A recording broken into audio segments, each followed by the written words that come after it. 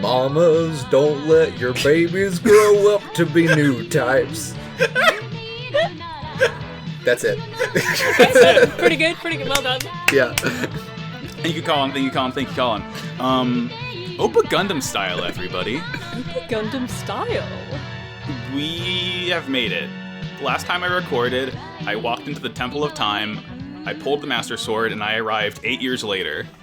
And in a brave new world. I got 1 extra year than Link did, because I'm a new type and he's not, so... Yeah. So one of us here has been here before, and that's me. I'm Max. I use he, him pronouns. Now I don't know who you two people are. Can you introduce yourselves to the audience, but mostly to me, because we've never met and talked before? Well, hi. Nice to meet you. Max, my name's Sarah. I use she and also they pronouns, and I'm really happy to be here, thanks. Yeah. Thank you. Hi, Max, and hi, Sarah. It's good to meet both of you for the first time in my entire life. For the first time. Yeah. My name's Colin. I use they, them pronouns, and I'm excited to be here. Hey, look, what a coincidence. I think we're all excited to be here in this space I've created for us. The thing is, I have no idea where here is. After 3 episodes of this show, still don't know. Still very confused on that point. Yeah, well, I think it's really clear. We're in Grips, which is formerly Green Oasis, which is a combination of 2 space colonies called Green 01 and Green 02. It's what's confusing about that? It makes perfect sense, Sarah. So you're telling me there's 2 of them? 2 of them. So what? Before we like start our bit of discussion, while I Sarah, deal with that. You said duel, and I my podcast wires got immediately crossed and scrambled. Eventually, I'm gonna do all 3 in one, and it's gonna break my brain. What if the robots dueled is the thing? I'm pretty sure that's just what G Gundam is. Okay, but what if they played card games though? I would like to see it. What if they were 7 ancient Gundam artifacts? What if Gundam and Zaku played bridge? Not the most exciting card game, but I would still watch it. So Sarah, you introduced yourself. Well, not first, but second. So since you're one of our hosts for Zeta, can you tell us your history with Gundam and what Gundam adjacent activities you've been getting up to lately? So I'll be quick about this. I started watching Gundam at the start of the show of Wow, Cool Robot. Yeah, 15 weeks ago. 15 weeks ago, I said, wow, cool anime. This is the best piece of media I've ever seen. And then I made a cardboard Gundam. You became Gundam, is the thing. Listen, when you love a robot very much, when you love a robot and you want to be that robot, you can just do it.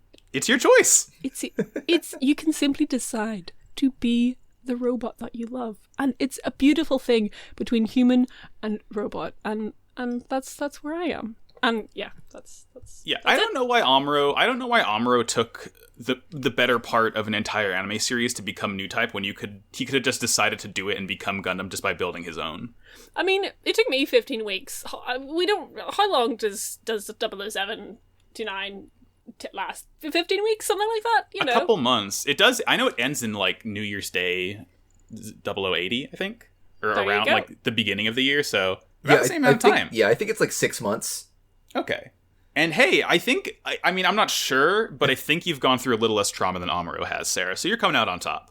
Oh yeah, we've been through some rough times, but Colin, tell us about... Yeah.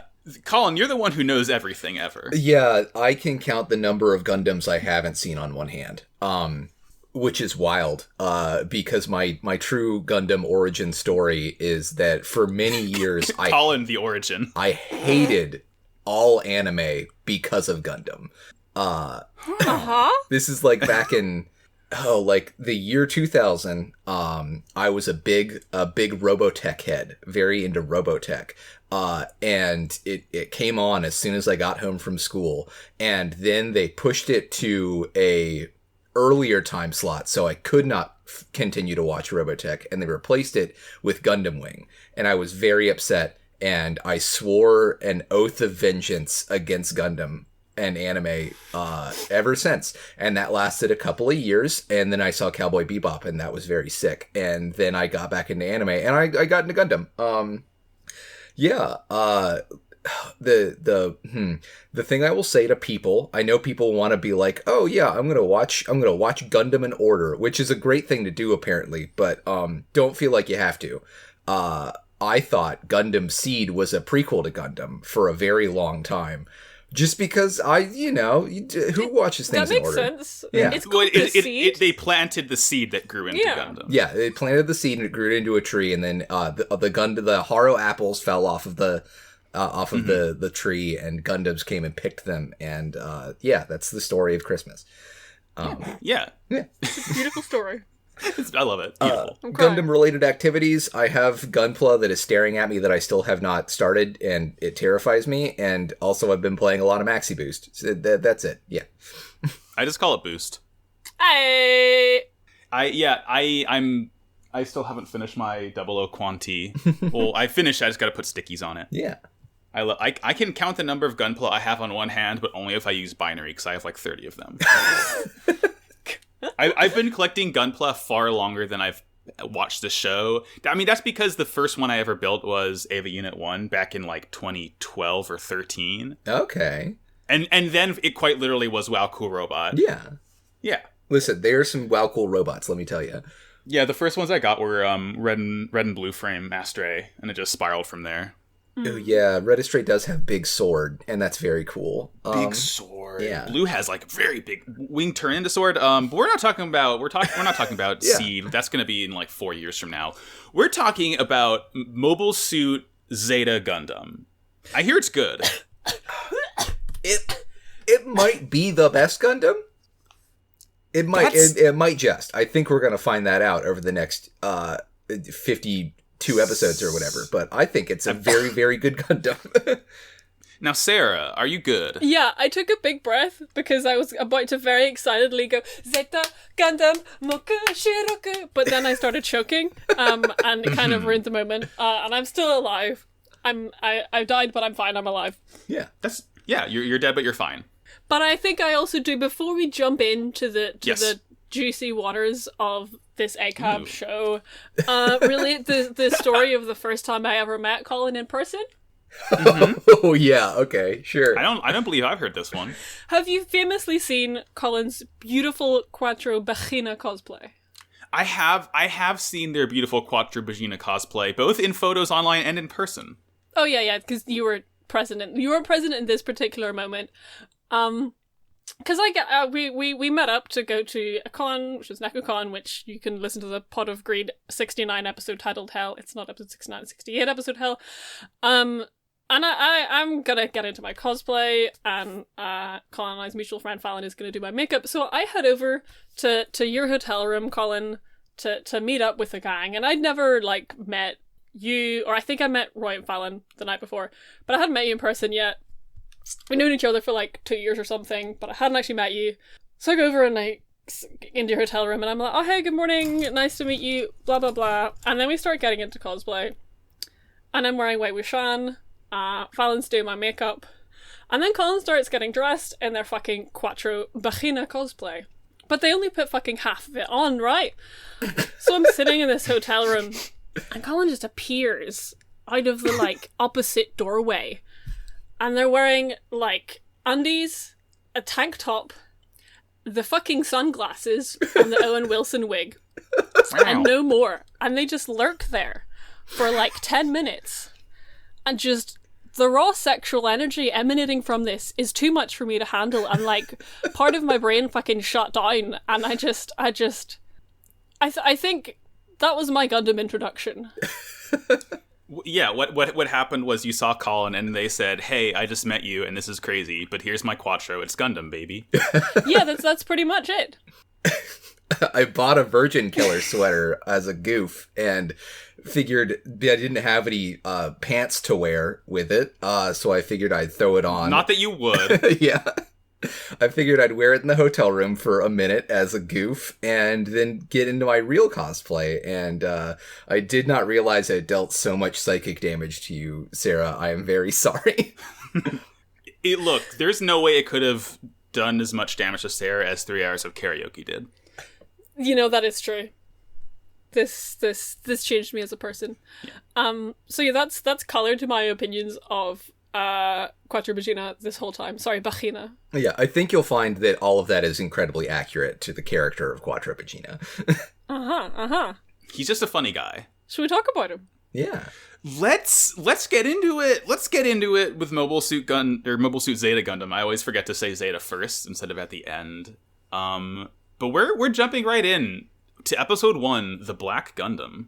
Now I am watching the sub. Sarah, you watched the dub, I believe. Yeah, I watched the dub. Colin, which one did you tackle? I am also watching the sub, although all of my that automatically starts dubbed for some reason, so sometimes I forget and I get like not a fan of that VLC media player. Yeah. Of these episodes that I've legally obtained. Listen, that's why I watched the dub, because I was like, this is fun. I can't be bothered moving. I can live with this. So the very first thing is that the show just like eradicates your brain with the opening. It's so good. Oh god, it's so good. The opening is so good. Wanna have a good time. Yeah. Although I guess it's I want to have a pure time, actually, and I just have like not realized that for my entire life. What? Huh. What? Good and pure. What does that? Synonyms.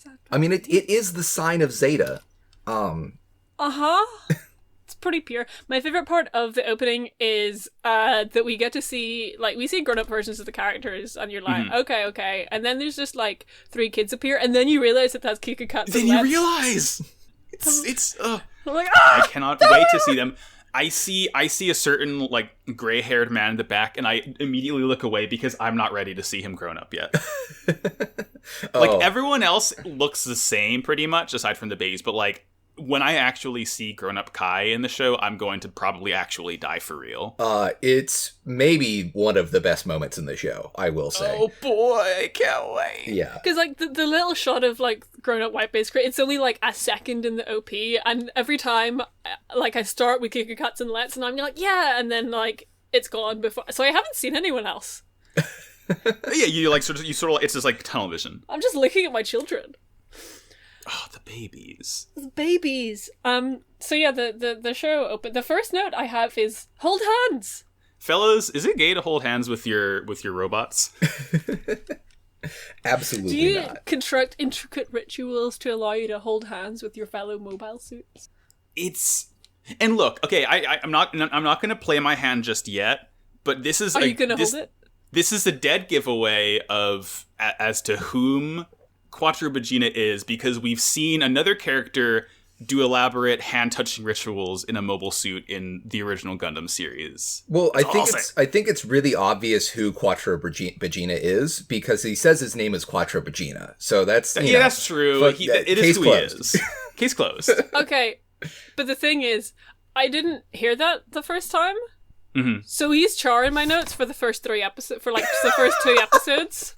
Because I didn't hear, and I was like, okay, so here's Char's here, like, he's got like the little scar, everything about, like, everything about the show's placement is like, this is Char. I didn't hear, so I was like, so when are we going to meet the different character of Quattro Bajeena? Yeah, it's like My Hero has every single time a character shows up, it like does like the little title card for them and their powers, and it's just every single time you see him, it's like hastily scribbled out Char Aznavour, and it's just Quattro Bajeena. It's like, oh, that's Quattro.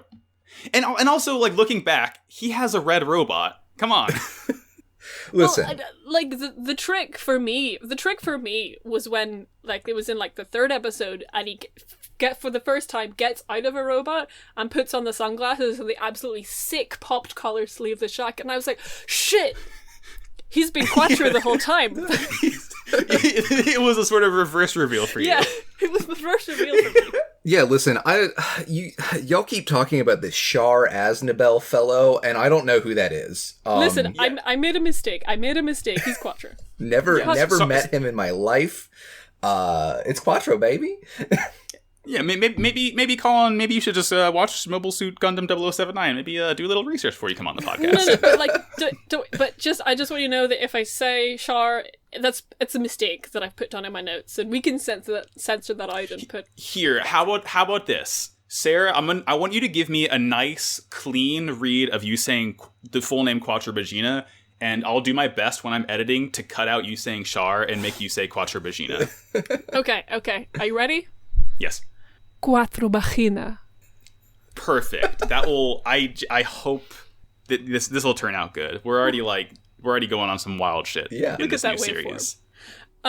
We haven't actually talked about the episode at all, and it's 17 minutes in. Yeah. Why are the fine. robots? Why are the robots holding hands? Because I didn't write that down. And what are the robots? They're Rick Diaz's. Yes.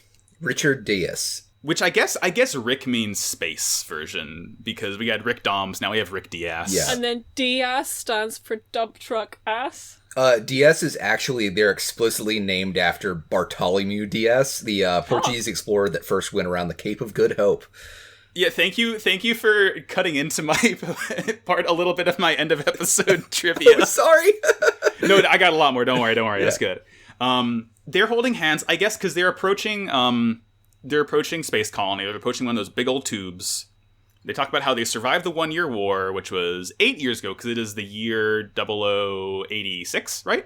7? It's 87, yeah. 87. And then we don't really get a whole lot from them. We just know that Quattro's other buddies are named Apolli and Roberto. And then it's time for them Taekwondo. Yeah. Get some powerful kicks. Just tossing people. Just tossing people, just kicking. I got very excited when I saw people doing like judo moves because I thought Hayato was going to be teaching judo, and I was like, "Oh, is he there already?" He's not. Hayato would be such a good judo teacher because he's the smallest. Yeah, and he does judo, and he's really fucking shredded. Oh my god! Imagine like when we see Hayato, he's just like completely yoked. Oh, he's like as wide as he is tall. You're not wrong. Oh, I think Zeta's gonna be good. So yeah, there's a yeah. My notes just say blue hair Lisa Simpson moment here. Yeah, yeah. Because there's a kid in this class, and like the Lisa Simpson's intro orchestra, he just kind of like swans on out of there. He's like, "Bye, I'm skipping class," and he's got blue hair and like a cute little sweater. He's serving. Yeah, and he is just running. He never stops running. He is just going as fast as possible. He really doesn't. Yeah, he's trying to set the what is it, the Green Noah 1 5K record here. Yeah. They really want you to know it's been 6 years. Animation technology has become incredible, and you can watch a blue-haired boy run for just minutes. Yeah, we packed twice as many frames into this run cycle. The power of technology. But he wants to skip practice. He says goodbye, Captain. He gets smacked, but he's like, whatever. See you, dude. I got a record to set. Oh yeah. We see capital F friend show up. And hey, we learn he's Camille. Yeah. Okay, so when his friend shows up, like he's running, and then like her voice comes from off screen, and what I thought, because I was like, oh yeah, like Zeta has more like of a new type thing going on. I thought that his friend was just like new type DMing him from like across the side. just sending him a Skype notification. Yeah, I was like, oh cool, we just have casual telepathy in this show. But no, she's right there. She pans across, and like his mate is there. Yeah. Do we learn her name at any point? We learn her name like in the middle of the second episode. I think it's Fa. Yeah. Fa. A long, long way to run. Fa. Yeah. Which is what Camille's doing. It's the sound of music. Yeah. Julie Andrews is piloting a Gundam. God, that would be sick, though. That would be really cool. But they're going to the spaceport. He's just like peacing out. He doesn't want anything to do with this like training academy, I guess what it is. And I noticed that like we're getting a lot of like sort of Dutch angles, and I was like, everything's a Dutch angle when you're in a perfectly cylindrical colony. Yeah. Because of just like the natural curvature of everything. Yeah. It's just I like that we're, I like how spacey the whole thing is so far. Yeah, I've got down that like it's really cool that when he's running along, we can just kind of see the rest of the side like in the sky. Mm-hmm. It's side in the cool. sky keeps on turning. We love space. We love space. We love space. We hate this Earth. Earth. Boy loves space. Like, Yeah. he's like a fucking train spotter for spaceships. Shuttle spotter. Yeah. He's a shuttle spotter. Fa calls Camille and me personally out by saying biting his nails is a bad habit. Me looking at my like half-bitten nails on my hand. Well, sheepishly. I mean, maybe that's because you're a new type, and maybe it means Yoshikage Kira is a new type. Never say to me those words. So yeah, they take some really cool public transport up to like the spaceport. Yeah. I was a big fan of this. It's cool. It's cool. I like how it just says, we're not going to wait for the countdown anymore, because, like, you're the only ones on the bus, we're just going to go. Yeah. It's like, I like that efficiency. Yeah. It's good to me. The show wastes no time. It's all new types, baby. Oh, yeah. They go out into space, Camille is spacing out, and then he sees, like, 3 little blips. He sees 3 little blips, which are, like, the Rick Diaz's. He gets that new type feeling, and then again, the show is doing a very, very good job of making you absolutely sure that you are watching Quattro Bajeena on screen and nobody else, because Quattro Bajeena gets the new type flash, and he thinks, could this be Amuro Ray or Lalah soon? And then at that point, I'm like, okay, yeah, all right, okay, yeah, okay, all right. Listen, famous war heroes, Amuro Ray and Lalah Sune. Everybody knows them. They're on the Wheaties box. He's a really big fan. He's just really trying to get their autograph. That's what he's using his new type powers for. I think that one of those autographs might be a little too hard to get. He has to go into the soup to get Lalah's. It's fine. Soup time. It'll just be a bit of a wet autograph. But he also has a very familiar voice, but I can't think of what like anime series I've heard it in before. Hey, voice actors get around. They get reused all the time. It's whatever. It's Quattro Bajeena. It's like how every Yu-Gi-Oh voice actor also voiced a Pokemon. It's just Mawile we're hearing right now. So like a Char voice actor could also voice a Quattro. That doesn't make them the same character. Yeah. No, it just means that I wrote down the name somewhere. I can't find it in the notes, but like he has the range. His voice actor has the range to play 2 completely different characters. Yeah. Yeah. So Camille and Fa get to the spaceport. Camille does like fucking like yeets himself out of the I love it. Lil He just bus. He bonks him head. He's just so excited. They name drop Bright Noah. Yeah. Captain Bright is here. I'm so happy about it. Yeah. And is when Camille's like, oh yeah, like I have his autograph. Yeah, he's just fanboying over him. I mean, me too. There's like baseball cards of all the White Base crew. Yo, did you pull a super rare Bright in your Gacha game that's real life? Yeah, I got my UR Bright. I need to idolize him though. I got my Bright swimsuit edition. Do say to me the words Bright swimsuit edition. I think this is when Titans are introduced. Yes. It's Attack on Titan. It really is, because he does punch one of them. He does attack the Titans. Yes. Our wonderful idiot boy Jared shows up and says, "Oh, Camille, that's not a boy's name," and just it's all downhill from here. It's sort of it's like calling Josuke's hair dumb. It's Camille's sore spot. Listen, he doesn't like being misgendered. Please don't misgender this boy. Do not misgender the boy. He will punch you. He will attack on Titan. He's very good at punching and hurting. He does absolutely wreck these Titans. Like, he's doing so... Like, I was expecting it's like, oh, the Titans, you're like the badass greaser dudes of the colony. Like, I thought he was gonna get, like, held up against the wall and just beating the snot out of him. But no, he's just, like, ducking and weaving, beating ass. It's great. Yeah. Yeah. He does get held up against the floor after a wee while. Like, they eventually get their shit together, like, the fucking 5 of them, and they're like, alright, we can take care of this one mad teen.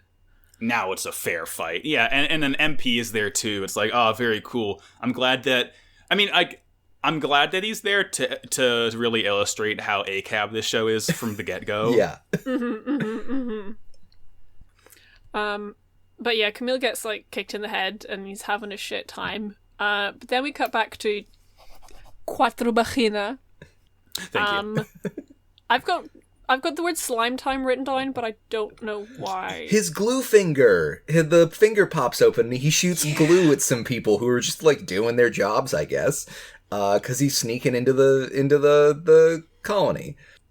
One thing I really like about, like, you can tell they went ham on the mechanical designs in this show, because like they're putting so much more thought into how the robots would work, because when he does that, he like his like pointer finger sort of like detaches and hinges down and he shoots the glue out of like where the finger would connect to the hand. So it's like he's not like just blasting it out of his fingers. It's like, oh, this is like how you could feasibly make it work. Yeah. It's just cool. And he does blast goo at some people, and he says, make sure someone finds you before you run out of oxygen. Thank you, Quattro. Yeah, he's nice. He's simply chill. I also at this point noticed that he's got like a little scar in the middle of his forehead. So I'm assuming something must have happened in his past that he got stabbed in the head, but I cannot fathom what that might be. He's a war hero. He's a veteran. It could have happened at any point. Who knows? Yeah, maybe he just like bonked his head on the corner of a wall when he was like running to get his food out of the microwave or something. Yeah, you know. Yeah. Must be it. I mean, I have a scar on the side of my head from when I busted my head open when I ran headfirst into a metal corner of a wall. So It's not out of the question. It can happen to you too. Yeah. So he's and I realized at this point this is literally like the beginning of Mobile Suit Gundam. Yeah. Just again, like they're sneaking on to a Federation like colony to do reconnaissance and maybe try and steal a Gundam. But this time it's ACAB. This time it's ACAB, and this time the Gundam is black. Yeah, it's like if Gundam was goth. It's literally a cop Gundam. It's a Gundam in cop colors. They painted the Gundam to be a cop. Yeah. Ew. Disgusting. It's AGAB. Oh, alright, okay. Yeah. The first thing I thought was all goths are bastards, and I was about to object. No! It was a signed Gundam at birth. A signed Gundam at birth. Yeah, I've got, like, there was a really nice touch because Quattro Bajeena. And there's, sorry, censor that. And there's, the guards, and one of them has, like, space cigarettes, and he just, like, flicks one up, and it just, like, floats out of the pack, and I just thought it was a really cool, like, nice touch, that they've got cigarettes in space. Yeah, that's important to have. Yeah, and Quattro is doing like stunting through the corridors, and then he comes out into the side. This nasty ass like desert ruined trash colony place. You know what he's doing is whenever you're like you've got a really like hot Instagram account where you go to like derelict places and take cool it's photos. urban exploration. He's doing urban exploration. You know, the side is a jungle. That's Quattro's motto. Welcome to the side. So he's like he has this nice Polaroid. He's snapping photos. He sees like this big sort of battleship being worked on. He sees some leggies sticking out of a hangar. It's probably not important. Feet. Damn. It a Gundam and it got feet. Damn. But when he's doing this, oh no, he gets buzzed by a big old cop Gundam. Says, "Get out of my way!" Says, "This is private property. You're trespassing." I mean, he is. But yeah, they kind of. I don't respect property laws in space. Yeah. Thank you. Yeah, fuck that shit. It's free real in space. So. Quattro Bajeena. Running away. Fuck, censor that. And there's a really cool chase scene through the corridors, like with really cool music. The music is so good in this show. It's so funky. It's so synth. It's so 80s. It's delightful. It's really good. That's all I have on that. Just I love the music. Music good. We cut to Green Noah 1 because Quattro is at Green Noah 2. We cut to the main colony where people live here in Green Oasis. We see a Rick Diaz who's like fires out the cool camera on a string, which is derived from the worm on a string. And they also see a Gundam being tested there. Yeah, this was why I didn't realize there was two of them. I thought they were just like different places on the same two of them. Side. It was very confusing. They did do a really bad job of like establishing that there are two colonies here, and it does kind of suck. But we're getting some Gundam photos, so it's whatever. Yeah. I've got y'all to explain these things to me. We're getting Gundam candidates. Yeah. Got this Gundam swimsuit special. It's Gundam voyeur. So then we cut to Camille's in like a little interrogation room in the police academy place. He's been arrested. Now, the cop here asks Camille if he's ever watched Yu-Gi-Oh! Because he's like, "Hey, Camille, do you know of the Aeug?" He really wants to know if Camille has seen that one Space Base Alpha video where they're all John Madden, Aeug. That's what this everyone does in space. Yeah, so, Joey Wheeler must know about the Anti-Earth Union group because he says it all the time. Yeah. Yeah. Fuck Earth. All my homies hate Earth. Pretty much. So yeah, Camille is just there. Like, he's so mad. He's like in the interrogation room, like growling at this cop. Just hates cops and being misgendered. Camille's so cool. I love Camille. Camille rules. Camille, he gives such a good first impression. Yeah. Like everything you need to know about him in episode 1. It's great. Yeah. We learn that he's like really good at stunts. Yeah. And then the cop who's interrogating him like says some more stuff about Aeug and how they hate Earth, all my homies hate Earth. Yeah, Camille like vagues out and he starts seeing space, like literal or actual space. It's probably not important. He just really likes space. Alright. He's a space stan. I mean, when I like zone out, I see bugs. This means I like bugs a lot. Doesn't like there's no any like sort of hidden important character meaning to that. Yeah, certainly. I just like bugs. Space expanding your consciousness certainly isn't a thing that's has a precedence in Gundam at all. I'm sure it won't come up again. He's just tired. He says he's tired. He rubs his eyes a little bit and goes back to looking at that space. Yeah. Yeah. And as we all know, bugs can expand your consciousness as well. You can become a bug type. That's how bug types in Pokemon work.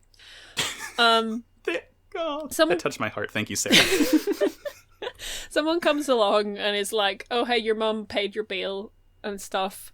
Why does Camille punch a cop? Does he just hit them? I think I was looking down and I missed why he punches the cop. He just says ACAB. And it's like, fuck cops. Yeah, I think either the lawyer here or the cop says, like, if you were a space noid, you'd be held here for 4 or 5 days.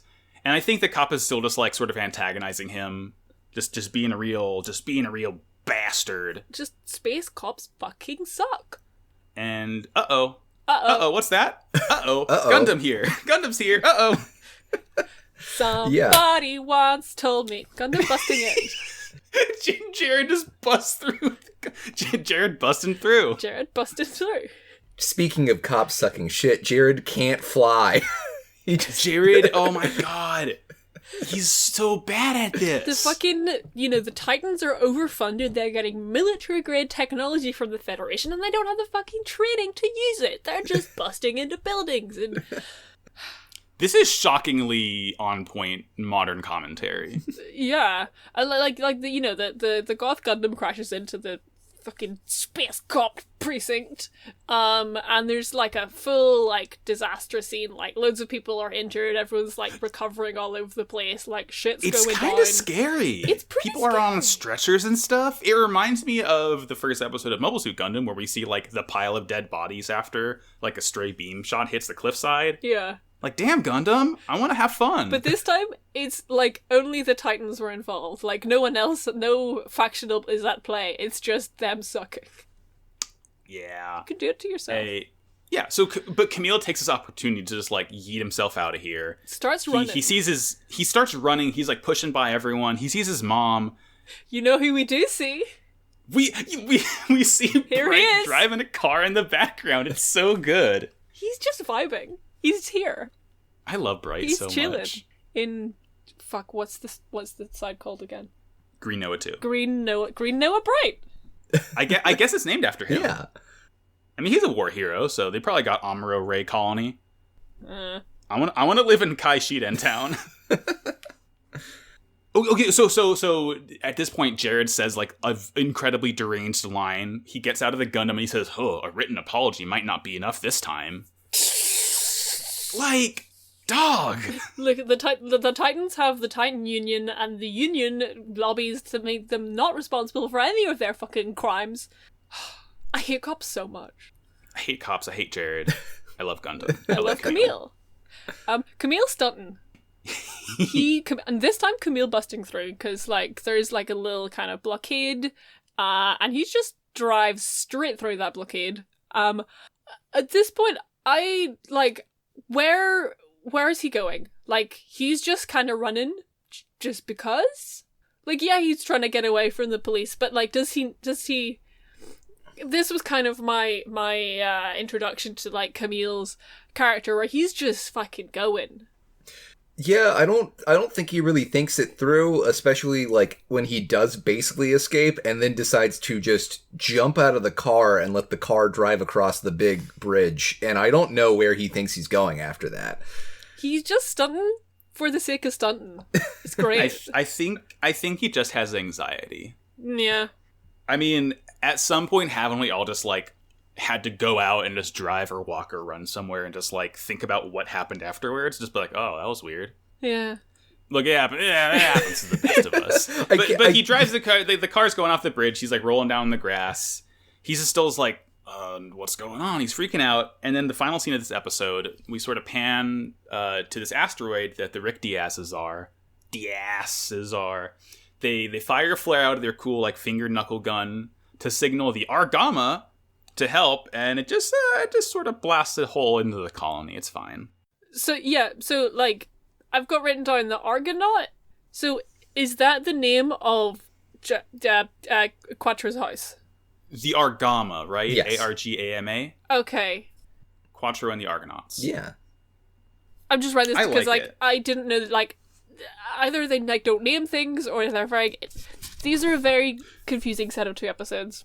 And that is, like, my one objection to them, because I don't have a fucking clue what's going on. It is throwing a lot at you. Yeah. Mm-hmm. Episode 2. Departure. So, yeah, we see the thing happen again. Colony gets blasted.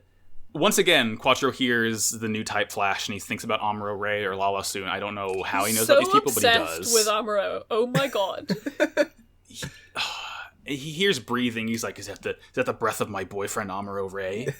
I mean, I don't know why. I guess Amuro Ray started dating Quattro after the 1 Year War. Yeah, it's been a couple of years. They could have met somewhere, online, or they've drifted whatever. apart, and then yeah. But yeah, he hears Camille's breathing, like from space. From space is probably type nothing. DM. It's probably nothing. Yeah, space. Camille's just running. He gotta go fast. Gotta go way past cool. Gotta go wherever. We learn about how Titans are like elites from Earth who hate Zeon shit. And they're like, we've got to get rid of the last part of Zeon. I think that's when we learn this. Yeah, it's just like the Titans were basically, built to take down the remnants of Zeon, and then they got way too much, like, I guess, funding and power, and they're like sort of like the fascists now. Oops, we have confronted the police, and now they're fascists. Beans, we invented the police again. Aw, man. Dang it, I thought we'd fix this when we left Earth. Oh, we invented the police, darn. And we gave them Gundam, and, that's terrible. Nothing bad could possibly come of this series of events. This was the point at which I learned that Jared, aka the guy that Camille punched last episode, was the pilot of that Gundam that crashed. Don't know how you guys knew that, but well done for paying attention, I guess. Bright's here. He looks exactly the same. It's really funny. Like, literally. He is as old as I am right now. He's 27 years old right now, and he looks the exact same as he did when he was 19. I mean, so do I. Like, what are you complaining about? I guess, yeah. His sideburns are like a little bit fuller, but like, something I love about the Gundam, about the show, is that like characters are drawn differently. Like, everyone doesn't have the exact same homogeneous art style. Like, the way they drew Bright and Mirai's eyes were different. Yeah. And the way they drew, like, Hayato's eyes and the way they drew Amuro's eyes. It's just, I like that. I like that they're making characters sort of have their own, like, distinct visual design to them. Yeah. I like Bright. Bright's cool. So yeah, Charter's boys are in the colony in Gundams, and we find out that they're here to steal one of the cool new Goth Gundams. Yeah, I would. I want one. Yeah. They're cool. He just wants a Goth GM. Yeah. You're fired. One of them, like, let's see, Quattro says something that's like, when will the Federation realize that this is not a part of Earth? I guess because they're like, the Titans overreaching their authority or whatever. Oh god, what is it? So the Federation, I think it's Emma of the Titans, or someone is thinking, like, is that the Red Comet? Because they see the Rick Diaz's, and they see one of them is red, and literally only one person in the entire Universal Century Timeline pilot's a red robot. There's only one red robot. They only make one. The two red robots that we see fighting in like the next episode, those are actually the same. Those are one robot. It's like the single electron theory. It's one red robot moving very fast, being in all places at once. And it's Highlander. They sent out like more mobile suits to like repel the Quattro and his squad.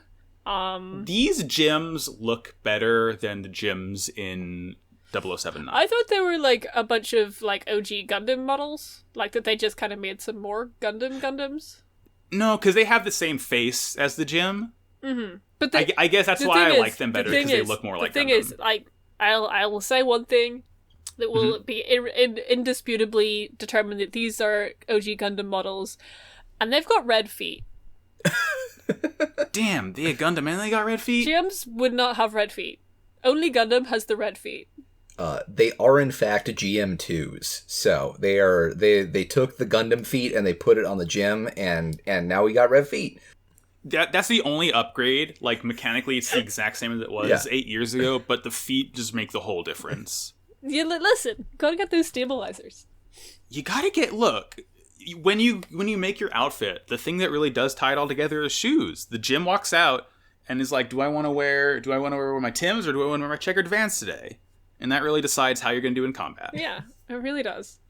It really does. So yeah, it kind of starts raining Gundams as Quattro just like wrecks shop. Colin, you said this is 6 years later, like in real life? It's 8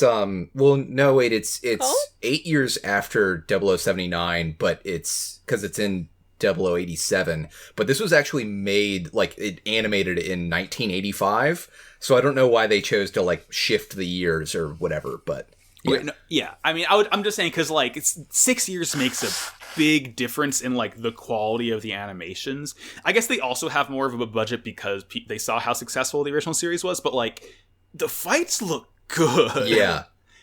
Everything looks so good in this show. Well, I guess it's also, is this after Akira, come to think of it? Because that's kind of like, Akira is when people realize 84? that, Akira's, 88. So no, Akira was 2 years after this. Okay. Akira's 1988. Yeah. I think, they just learned how to animate in the 80s, and also lots of money showed up. I wonder if there's a correlation there. It's amazing what people can do when they're, like, paid fairly and properly. Huh. I'm looking directly into the camera right now. Do you think this means anything? Yeah, I've also got my notes that... sorry, you're going to have to censor this one. That says, do you think Char's really satisfied at getting to just, like, wreck 12 Gundams at once? I'm sure he loves it. Yo, it's probably great. He's probably so happy. He's like, oh, the turntables. Fucking getting him! We learn that Camille's dad is Franklin, who was, like, some blonde guy we saw earlier. Yeah, he looks like Camille's mom looks exactly like Camille. The same sort of, like, curly-ish blue hair. And Camille's dad is like some blonde schlub. Yeah.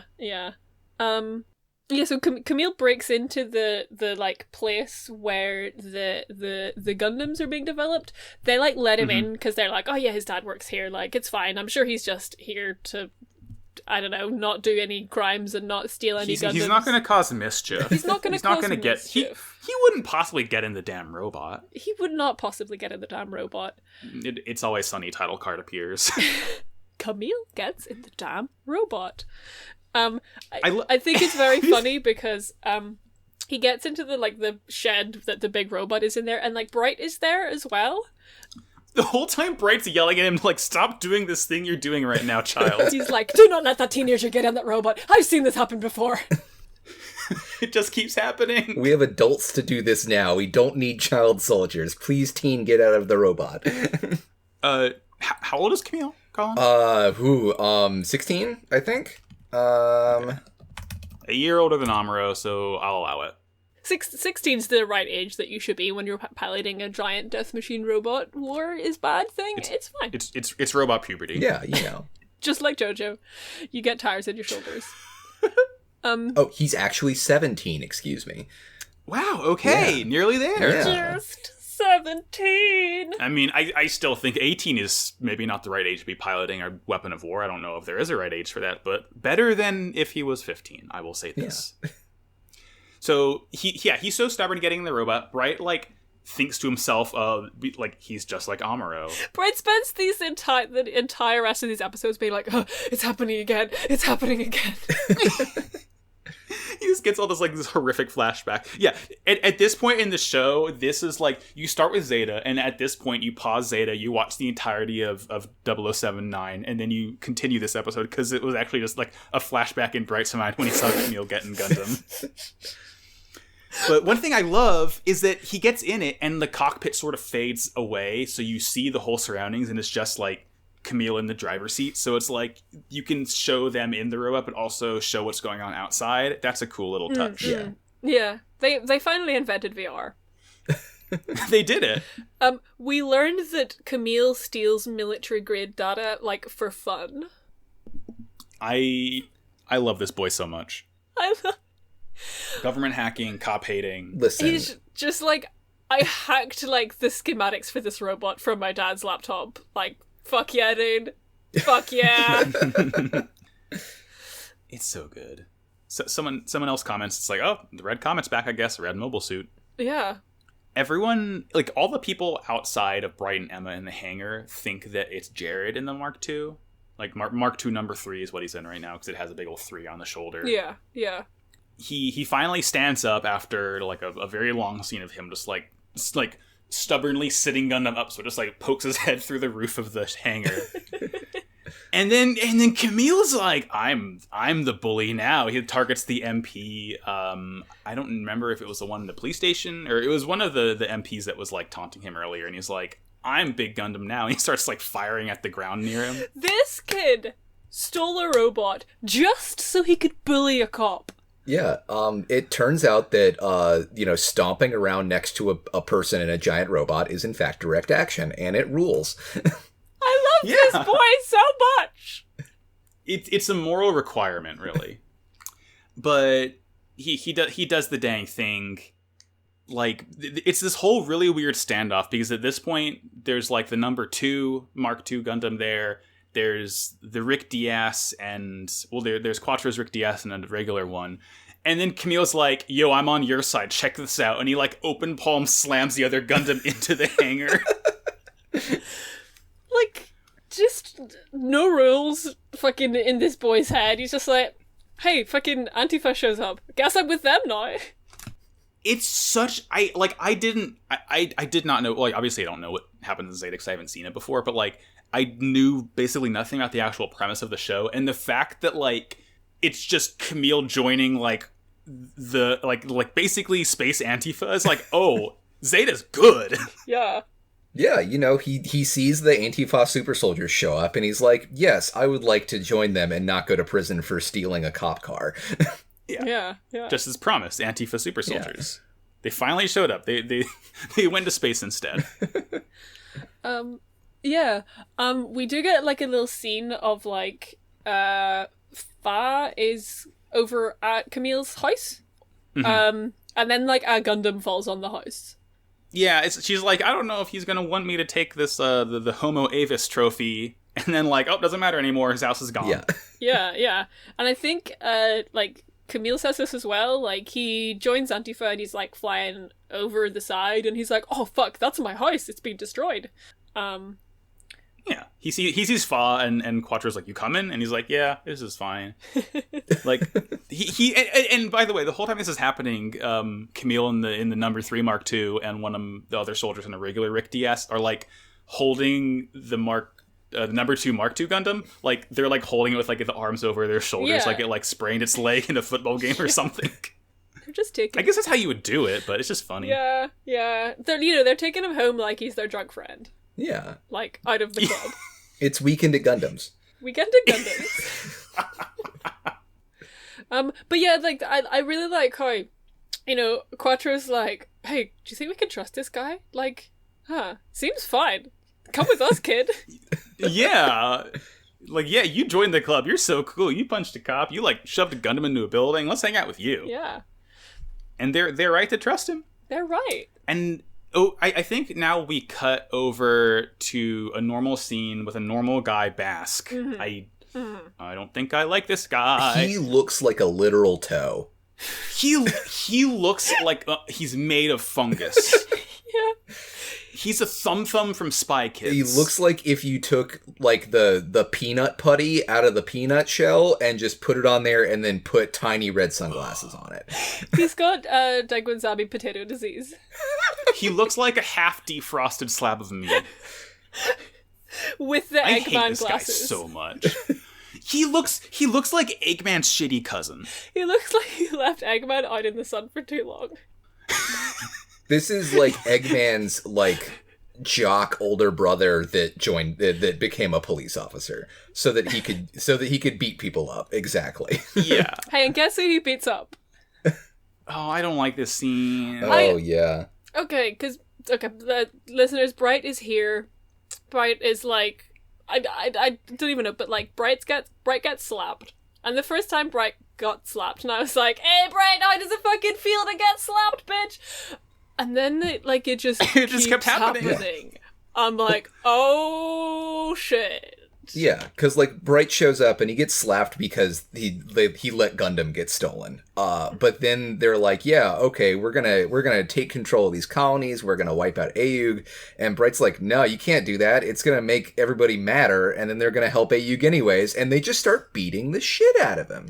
Yeah. Yeah, they don't have an ideological answer, so they just turn to violence. I also noticed in this scene that the Titans' little logo, you know, the Titans famously for like destroying all remnants of Zeon, their little logo is just Titans. like two wee wings. I don't know, it's just kind of very similar to the It Zeon reminds me of something. insignia. It's kind of hard to put my finger on it. Hey, do you get it? Maybe like, you know, patriotic police states just love putting eagles on things. Huh. I'm thinking about it. Yeah, so it's... And this is also, like, refreshing, too, because I use the term loosely, quote-unquote, the bad guys in 0079 were, like, this entire military state principality. But now it's just, like, the good guys who have corrupted and turned evil and, like, became fascists themselves. It's like, oh, this is pretty cool, actually. So, yeah, like, Emma's there, and she, like, sees this happening and does nothing. Thank you, Emma. Very cool of you. We cut over. They're flying out, the Rick Diaz's, and it's so hard not to say Amuro, and Camille. And they have to, like, fly out of the big sticky hole. Quattro says, don't touch the space cum on your way out. I hate and then... Yeah, Sarah? Yes, fine. Keep going. So, they're flying out, and to sort of hammer more the point home of why the Titans aren't that great, they're using Zaku's now. So these, this technically isn't a Zaku, it's a Hyzak. Right. So we can say hi Hyzak. and wave at them when we see them on screen. When I see my cousin who lives in Georgia, I say hi, Zach. But that does, I think that is supposed to be a shortened form of like high performance Zaku. So it's a Zaku they tuned up. I guess they were a lot lying around after the end of the war, so they're like, yeah, sure, we'll use them. It's fine. Yeah. They look sick. They look like Zaku's, but cooler. Yeah. More spikes. Yeah. Just add more spikes. Add spikes. Just add spikes. That's all you need. Put a spike on it. Like, if you see anything in real life that says high performance on it, that just means there's spikes on it. Yeah. It's like putting like those fake sort of engine vents on like the front fenders of your car. It makes it go faster. It's the same thing. Mm-hmm. At this point, I do want to give a shout out to Quattro for like, because at the end of episode 1 he would like blew a hole in the colony, and I was like, oh my god, did he just try and destroy that colony? But they just did that to get in, and when they leave again, they fix the hole with the slime. Yeah. That's so nice. He's not just like a crazy dude blowing up colonies. He's just like, no, let's just like get the Gundam and leave. We don't gotta hurt people. They closed the door on the way out. Yeah, I mean, so polite. This is just more evidence that this is Quattro Bajeena, and Quattro Bajeena is not Char, because I mean, he's not committing war crimes. He's wearing a spacesuit, Well, of course, he's not Char because his name is Quattro Bajeena, not exactly, Char Aznable. Completely different. Yeah, I mean, it's not like Char had any kind of history of just kind of like arbitrarily changing his name and identity to like fit in with some kind of ideology. So this is definitely Quattro Bajeena. Yeah. It's a new character. New character. Why would they bring back an old character for the new series? Yeah. We've never seen it. It's a direct sequel. Bright Noah was cloned, is all I'm saying. They're fighting, though. Quattro is, like, easily taking out the Hyzax, which is really cool, because it's like, yeah, of course he knows how to take him out really easily, because, like, you know. I mean, not because he's trained for it, obviously, is what I'm trying to say. Yeah. The Argama provides some cool covering fire. It blasts some of the Hyzax away. I love this scene that happens here with Camille in the cockpit. Yeah! This, like, cowboy fucking bebop style smooth space jazz. It slaps. It's so good. Like, there's air leaking out because he got hit with a bullet from the Argama. Camille's trick. Yeah. Camille's trick! He's a smart boy. He like digs his hand into his shirt and pulls out a handkerchief and like just lets it go, and it sort of floats into the hole, and you know, this fabric will seal up a hole in the vacuum of space. I guess it's the future or the past or whatever, so it's fine. The thing is, fabric is amazing and can do that. Yeah. You would know better than I. I'll defer to your knowledge. And I just like Camille's like in the cockpit of Gundam, just like being in space, and like he loves it. He loves space. There's something very nostalgic about this, is what he says, because he dreams of space every day. Yeah. Every night I dream of space. Every night I dream of space. And that's episode 2. That's episode 2. Yeah. Colin, you get to tell us the title of episode 3. Oh boy, I don't know it off the top of my head. Hold up. Let me look it up. Episode 3 of Zeta Gundam. Inside the capsule. There we go. Oh, yeah. What's in the capsule? What's in the capsule? It's fine. We'll find out. Nothing bad. It's fine. It's fine. Well, I'm pretty sure what's inside the capsule is something similar to a bomb, but we'll get to that in a bit. Yeah, I think it's... I don't know why it would be anything inside else. It's monsters. It's capsule monsters. We're here again. I was going to say it's ibuprofen for my aching muscles. My muscles. My muscles. Hey, Luna 2. Luna 2. We're back. They kind of, like, they actually explain what Luna 2 was, which was quite nice, because, like, they never did that. They never bothered doing that in 0079. They're just like, yeah, they said, we're here now. We mined it, and now it's a space base. Cool. Yeah. That is a nice thing about Zeta is really, you know, obviously we've all watched 0079. If you hadn't, you should go watch 0079 and then watch Zeta. Yeah, I don't know why you're here. But, here. like, if it ever brings information from, like, 0079 into Zeta, it does a pretty decent job of like explaining it so that it doesn't assume that you know what Luna 2 is. It does assume that you know what Green Noah 1 and 2 are, but you know that's new information, so that's whatever. Green Noah 1 and 2 are like the 2 clones of Bright that we see in these episodes. Yeah, they're green because they're made of plant material. Listen, it's ecologically sustainable. It's a bright future. Yeah. It's a bright future. Hey, so I literally screamed out loud in my voice with my throat when I saw Bright get out of the elevator. Yeah, he looks like shit. Yeah. Not good. He's been fucked up. He's been hit by a bunch of space fascists. He's got 30 million plasters all over his face and bandaged on his body because he's been fucked up by Titan by fascists. Yeah. By fascists. And he has to like talk to Bask like it was normal and like salute him and everything. It's like I don't like to see him do this. It's sad. There's fucking like one of the other Titan guys like just fucking comes up and just like jokingly punches him in the stomach and is like, "Oh, does it hurt? Does it hurt, Bright?" And like this. Stop bullying my dad. As respect Bright, very few left. Listen, you know, we've got to radicalize Bright somehow and get him over to the Antifa. You know, how is that going to happen? Unless he gets beat up by cops. There's no other way. But yeah, so Bask is talking. He's like, "Thank you for coming all the way to Grips." So I guess Grips is Green Noah 2, I believe, the nasty junk part of the colony where they were like developing the battleship looking thing and the Gundam Mark IIs. And he's like, so there's a character who's named Admiral Hyman. Uh-huh. Yeah. And he has to give a letter to him. It says Hymen in my subtitles, but on the wiki it says Hymen. So, don't know why that's the name. You know what really... My problem with Zeta, apart from it being really confusing, they start, like, fucking what's-his-face, Jordan starts bullying Camille for having a girl's name. Mm-hmm. In a Gundam show. Where everyone's name is fucking Hymen and shit. Yeah. Where people's name is like Beef Shanks. Like fucking Denim. Yeah. Yeah. Camille, get a man's name like Blue Jeans. Yeah. It would make more sense if people got made fun of for having like normal names like Bob and Jeff.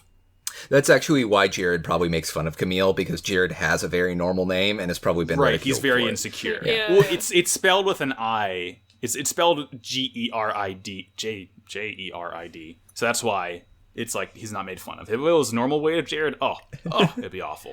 Because I'm watching the dub and I don't have subtitles. Like I'm free to make up all the spellings for all the names by myself, and I will continue to do so. So Jared is just spelled like normal Jared name. Shout out to Jared, if you're listening. Thank you, Jared. Hi, Jared. So we cut to the Argama, which is just white base 2. Yeah. Which is it's cool though. It's like a sort of like lounge on the inside. I feel like they have these nice like sort of leather looking just like sofas everywhere. They cut to like inside, and at this point I realize who Quattro is, and I say, "Oh yes. fuck." But they're also just like sitting in a lounge, and behind them there's like a little sign that's like coffee bar. And I'm like, "Oh, that's so nice."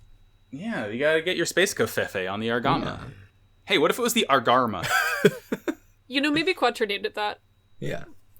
He had to remember his ex, who he definitely didn't murder in cold blood. Yeah, because Char did that. This is Quattro. Yeah, Char did that. Right, yeah, my mistake.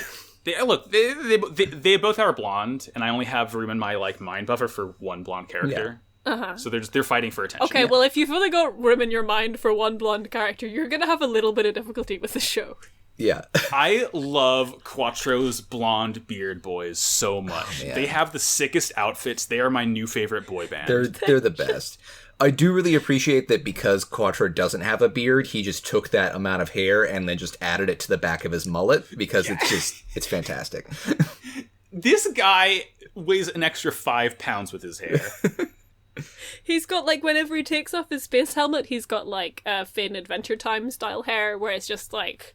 It just goes nuts. It's beautiful. So yeah, they're all just kind of sitting down in the Argama? Is that what it's called?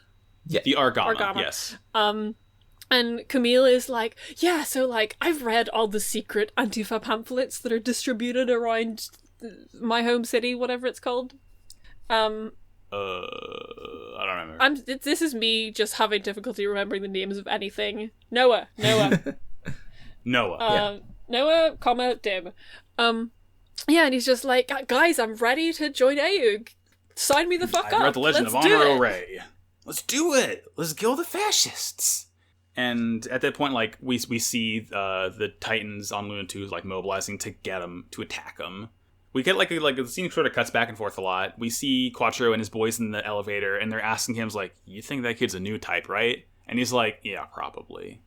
Because of course he's a new type, because it's Gundam. Yeah, Quattro's just like, yeah, we've been you. He's probably like Amuro Ray, a man that I've never met. Never, ever. He's heard the legends. Yeah. Everyone knows Amuro Ray. But we get a short little scene here, Quattro talking to Camille. He's saying how they're building a battleship on grips. The Gundams like are still using sort of like old armor technology, and Camille says his dad is planning to incorporate Xeon tech into the next iteration of Gundam to make the armor better. I guess like that's, the main reason why they're building new Gundams here, to make them stronger, that can do kill and fascism better, because that's what Gundam's for. And then the Titans fly out, and at this point I have a note. I love the way the mono eye camera looks now, where it has like a sort of crosshair on it now. Which I guess it's like the same thing that we sort of were seeing with like all of Zeon's mobile suits, where it has, the eye that looks around, but in this it looks like a ball like on a track on their face, and I think I like it a lot. Yeah, like the extra little greebling is just really, really nice to look at. Mm-hmm. The new robots, they had the budget to put extra lines on the robots, and it's good. They did. So the Titans finally make it to the Argama, they see a ship and they're like, whoa, did they build it themselves? Because they expected them to like have been using stolen Federation ships. Because they figure they're just like, a rogue faction of people who used to be part of the Federation. Yeah. We're fighting against them. And I think this is where they're like, oh shit, that's Aeug? Aeug! Aeug! Aeug! We're gonna have to do this for the next 18 episodes. I'm very excited for it. We meet Camille's parents. Camille's parents are here. They're super divorced. This is a rough scene. But they're also like, oh, I can't believe our son said fuck cops and then ran away and stole a Gundam and joined Antifa. I can't believe our son made an angry Facebook post arguing with his uncle over the election results. And then we get the bad divorce scene. Why don't you ask Margarita about it? What? And I don't know if they say it in the dub. In the sub, like his mom is talking about, like, it's like, you don't care about Camille, you care more about Margarita, this other woman. Oh yeah, I think she says like about like the affair you're having. I don't think she says the name of whoever it is. Okay. And then he slaps her. It's great. It's fine. It's a very, very normal thing to see. Listen, they're in space, you can overfund the police and you can have that result in domestic abuse. It's fine. Yeah.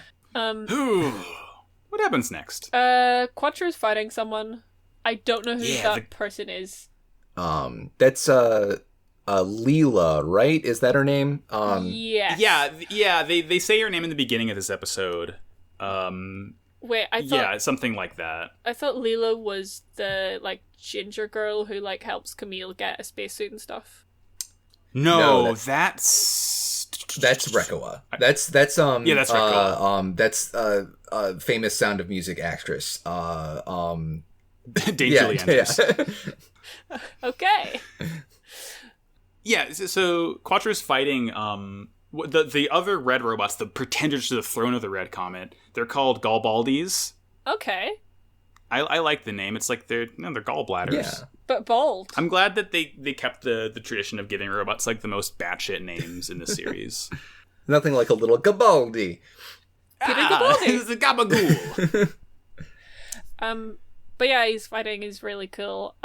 The other two like blonde beefcakes who I don't think they've been named yet.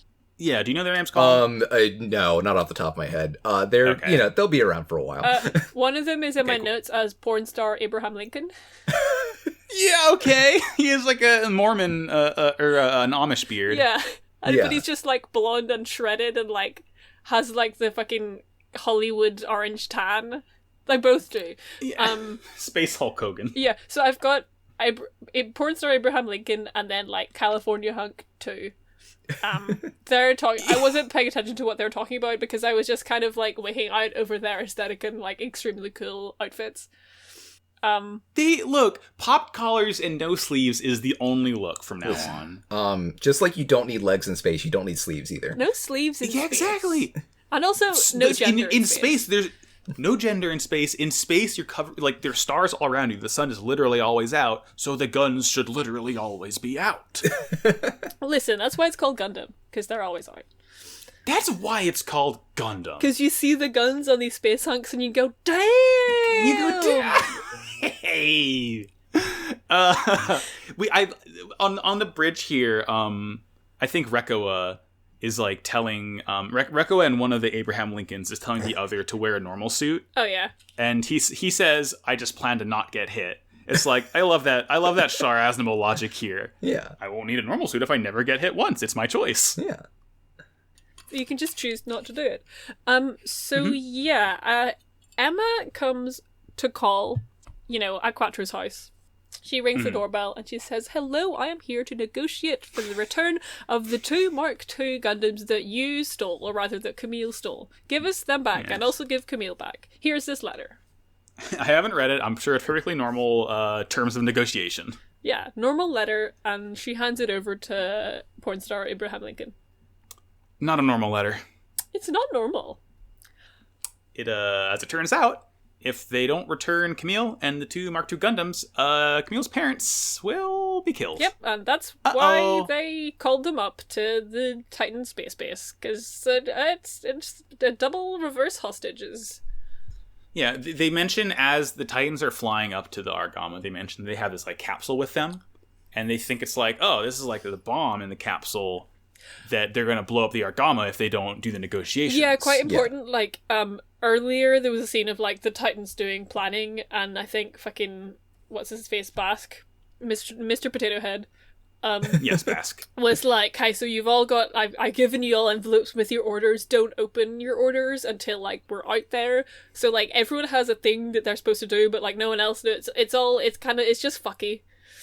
Yeah. I believe there's literal lines where someone asks about the capsule and asks if it's a bomb, and then somebody else says, "Sure, something like that." Yeah. They're just like, "Yeah, it's definitely a bomb." Just looking directly into the camera. Yeah, so, like, no one, like, goes and tells Camille that his parents are being, like, ransomed for him, but he kind of hears about it eventually.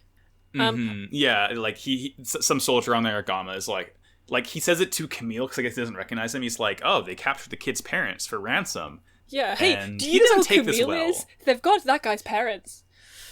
And Camille says, oh, thank you, I'll tell him. And he turns around and screams. At some point, actually, I think, because this is interspersed with, like, Camille's out in the ship, meanwhile the, like, sexy California space hunks are, like, discussing shit on the bridge, and I think it's them that say the line describing, like, the Titans as people whose souls have been weighed down by Earth's gravity. Yeah! That line is so sick. It's just a line I wrote down. Yeah, the themes. You know. The themes are present now. I love JoJo Part 6. Yeah. It's good. I love that everyone hates Earth so much. Yeah. Camille is here to do direct action. Mm-hmm. By directly getting in the Mark II Gundam again, no one can stop this kid. When this kid wants to get into a Gundam, he is an unstoppable force. We know he can run so fast, nobody can catch him. King of Praxis. King of running. So he gets in the Mark II. He gets in the Mark II. He Naruto runs out into space. I don't know how he's doing it because there's no gravity, but somehow he Naruto runs out into space. Because there's a capsule there. And there's the capsule. He's using his big space eyes, and he like sees who's in the capsule. Yeah. There's a person in the capsule. Yeah. And meanwhile, Jared's out here, and he opens up his little letter, and it says, "Oh, if they try to take the capsule, blow it up." And he's like, "Oh, it's definitely a bomb." Hell yeah, I'm gonna blow this bomb up. I also think there's like a previous scene with the space hunks where they're like looking out the window of the Argonaut. I'm gonna call it that, and they're like, "There's a person in there, but we can't quite tell who it is. Maybe we can get the kid up to like tell us who's in that capsule." Meanwhile, the kid is already at the capsule. Is like, "Oh shit, that's me mum." Yeah. I like how, so this scene also, when they're on the bridge, Emma's there the whole time, and she's like equally shocked and appalled at the note that everyone on the Argama is. Yeah, she's like, the cops wouldn't do that. The cops exist to protect and serve. Yeah, I feel like Emma's sort of getting a little bit of a test of faith right now. Emma's taking her first steps towards radicalization, and I'm very proud of her. Baby steps. Baby steps. So, meanwhile, Camille makes it to the capsule, and his mom is in there.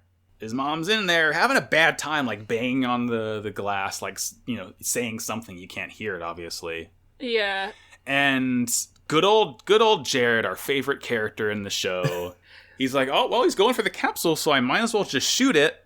He's like, "Oh, when I blow up this bomb, it'll definitely blow up the robot with it." So he fucking shoots it. It's like, yeah, it goes, it like shatters, and his mom is just like dies floating into space. And Jared's like, "Huh, that didn't blow up. How strange." And meanwhile, so, and then, by the way, before, like, as this happens, as Camille flies up to it, he says something. He's like, "This always happens. Like, why does things like this always happen?" I guess, like, about his mom. Yeah, I didn't really know how to interpret that line. Okay, so it's very clear in the dub, actually, because he's just like he's not like He's actually, like, doesn't want to see his mom. Like, you know, remember from, like, the start of the show where he's just, like, running away from his mom, and his mom is like, Camille, come back here! My son who will not stop running! And he's just like, oh my god, Mom, like, I came all the way into space, and you followed me into space? Like, why do you always follow me everywhere? Like, it's kind of that vibe. Right, okay. Well, I tell you what, she won't be following him anymore. It's okay, because you know it's a great follow-up to this terrible scene where Camille sees his mother get, shot and sent into the vacuum of space with a beautiful array of shattered glass. Following it up with just the catchiest pop tune of all time. Yeah. Yeah, like, even the final shot is Camille, like, about to go sicko mode, tears in his eyes, and then boom, credits roll. Yeah. We see Fa and Haro running along. Yeah, oh yeah, I've written down, oh man, that guy's fucking dead.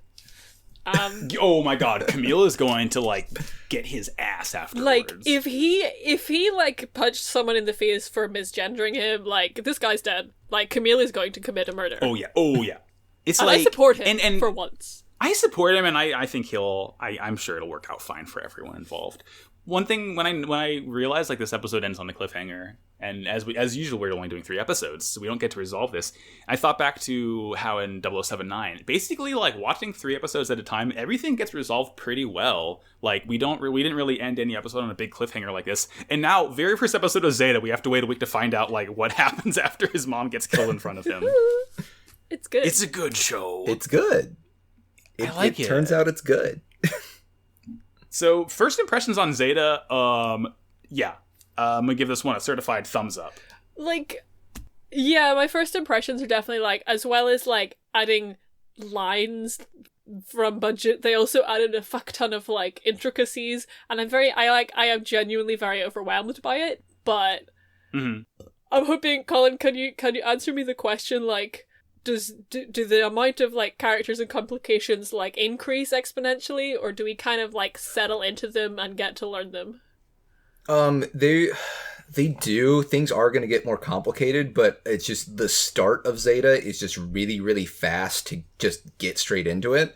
There will be more quiet moments after this, and you'll get to know people a little bit better. You'll see characters interact.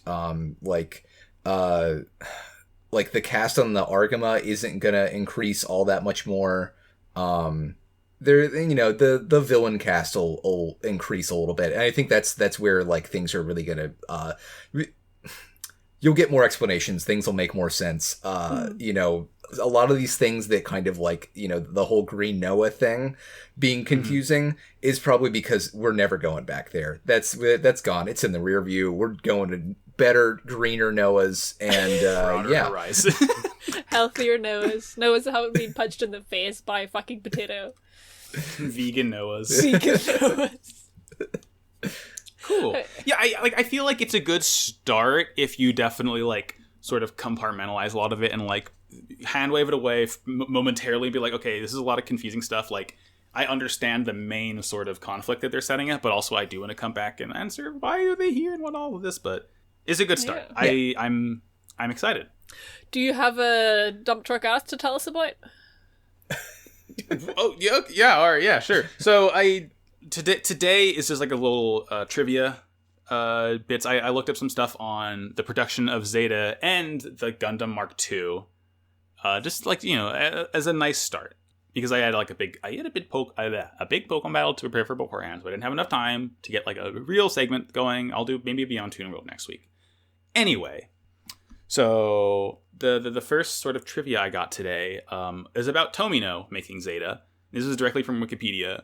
Tomino crammed his frustrations into Zeta Gundam. He created the anime with the idea of telling viewers, hey, watch my new Gundam, youngsters. Why are you not so lively like them in Z?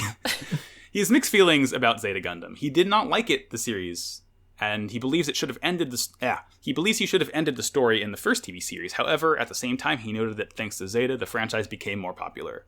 So, and I said this in the wrap-up episode too, like, I would have been happy with Gundam if it had just ended at 0079. Yeah. I like that there's more expanding the world. Like, it could have ended then, but I appreciate more of it, especially since apparently Zeta's just, like, goes ham. Yeah. Tomino sounds like the biggest fucking mood ever, where you make a thing and it's, like, amazing and you're like, I don't really like it. and you just immediately get sick of it. Yeah.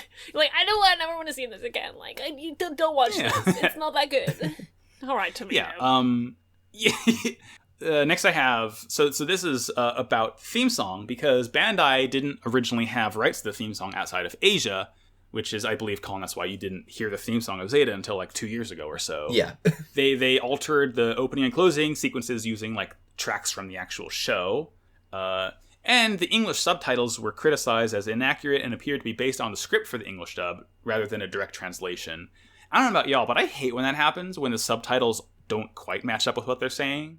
It just like makes me feel like I'm going crazy. As in like you know, when because I did the thing, because the way I watched 0079 was that like I had the English dub on, and then I sometimes had the subtitles for the Japanese, just because I wanted to compare them, and like they were very, very different, because like the dub was more like adapted and was just like a good translation, whereas the subtitles were like saying what they were saying in the Japanese, which are the same thing but different. If you know what I mean? Yeah, that's just... Yeah. That's like a very good example of it, because it's just like, I cannot deal with that. Yeah, and like, I was kind of gonna do that for these ones, but like, it was just bothering me too much, so I turned it off. So that's what I don't know what the Argonaut is called. Yeah, we'll get there. We'll hammer it into your brain. Yeah. There are definitely... there's one specific thing that I can think of, but there are definitely some instances where some of the translation is kind of questionable and confusing, but we'll get to it when we get to it. Like dub-wise or sub-wise? Sub-wise. That, certain things get said that's just kind of like really makes you think about like, okay, well, what's the context of this? Why are they saying that? And I don't think it makes it into the dub at all. So, Colin, do you know, because the 0079 dub was done like a million years after it came out, was the Zeta dub similar, or? I don't know when Zeta was dubbed. It was probably around the same time, just because I don't think anything Gundam was localized until they brought Wing over. And then that's where everything kind of went from there. It's good you brought that up, Colin, because my next little bit of trivia here, is about Gundam Mark II. So, the Mark II appeared years before the official North American release of Z Gundam on the talk show Late Night with Conan O'Brien in a commercial bumper. What? Featured on an episode originally aired on September 30th, 1998, the quote-unquote Conan Mark II was formed from a Mark II model kit altered with O'Brien's face and a cartoon-like head on the shield, as typical of late-night bumpers of the period. Zeta Gundam was not officially released in the North American market by Bandai until 2004. Late-night graphical designer Pierre Bernard is a self-stated anime enthusiast, though if he specifically created the Conan Mark II bumper, has not been confirmed by any official resource. So I'm going to paste a photo. Oh my god, I'm so scared. Brace yourselves, it's a little scary. This is the Conan Mark II. Whew, that is a good-looking mobile suit. So it's the Mark II, but with the colors of the original Gundam, like the chest area is blue. The hands are painted flesh colored. It has Conan O'Brien's face in the helmet. The shield has like blue with white stars on it and a little cartoon Conan face on it. It's very, very troubling. I think the expression that the Conan Mark II's face is making is the emotion that I'm feeling looking at this. Yeah. It's okay. It's okay. Yeah, I've discovered it's that gone I have now. the power Don't worry. to delete messages in this Discord. It's gone. Conan Mark II can't hurt you anymore. I do not see it. My final bit of trivia. This is little synthesis of my interests is about cars. The concept car. Oh, are you a fan of cars? Isuzu. Oh, I love Mater. I love Lightning McQueen. I can't name another character from Cars the movie, but the concept car of the Isuzu VX2 is inspired by the RX-178 Gundam Mark II, as concept design arts released in the January-February 1998, as seen in issue number 71 of the magazine Axis, published in Japan. So, and this is a little bit like tenuous. It's like, okay, you can sort of see it, so I'm just going to post some photos of this concept car, the Isuzu VX2. As in this car, this vehicle is based on the RX-78 to Gundam? Yeah, which is so there was an image of there was an image of like a scan of the document with like this like sketches of it with the Gundam Mark II next to it. It's like I don't know if I see it personally. Like, maybe in, like, that big port, the sort of exhaust area on the back of it looks similar to the chest ports on the robot. I mean, like, personally speaking, as a designer, like, sometimes you just take a vibe and you roll with it, and it's, like, not actually looking similar, but you're just kind of trying to take that vibe, and, like, I can see the vibe. Yeah, it's like, I'm it's the same color as the Gundam. That's all we got. I really want to know what that bump on the roof of the car is, because that's weird. Yeah, I was looking at so that. it's you know, when you see that in cars, that's downforce effects. That's just basically to keep the car as planted as possible so you can corner tighter and faster. But like on an SUV, which is what this concept is, you don't need it. Is the thing. You're not gonna be taking a corner at 100 miles an hour in an SUV. So I don't know why. Gundam doesn't really have any sort of like bent up flaps on it either. So I just like the idea that they like wanted to vaguely base it on a robot, and just had a lot of fun with it. Yeah, I mean, cars are basically robots anyway these days, so they are. I would definitely argue that. But that's my trivia for today. We just got some fun things. We had, unfortunately, we did have to see Conan Mark II, but that's just the price. That's just the price to pay for content. I've never seen Conan this. Mark who? Yeah, truly the villain that Zeta Gundam deserves. Yeah. Conan's gonna show up in episode 4, like kill Jared, and then he's the main bad guy. Bask, retire, bitch. Conan is here, and he's got the stupid little Eggman goggles.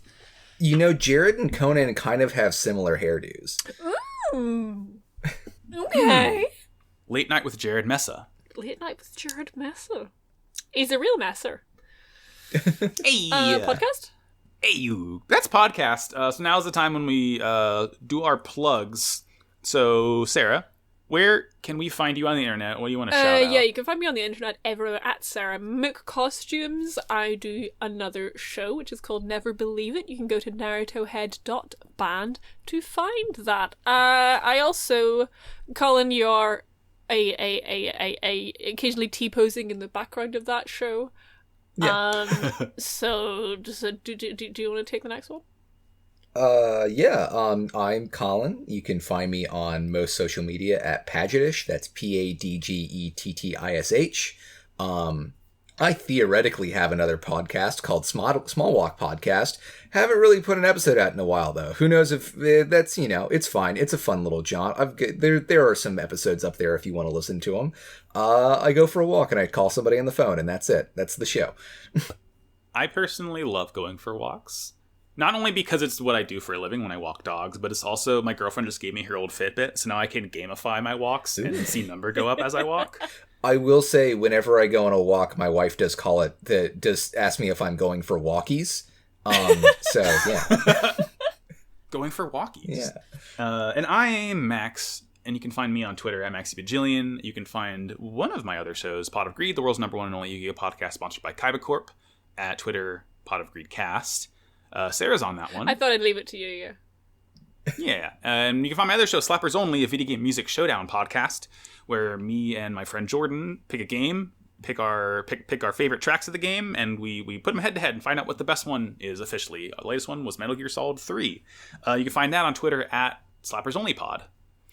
And you can find this show and many, many more at the Noise Space Network. You go to noisespace.xyz.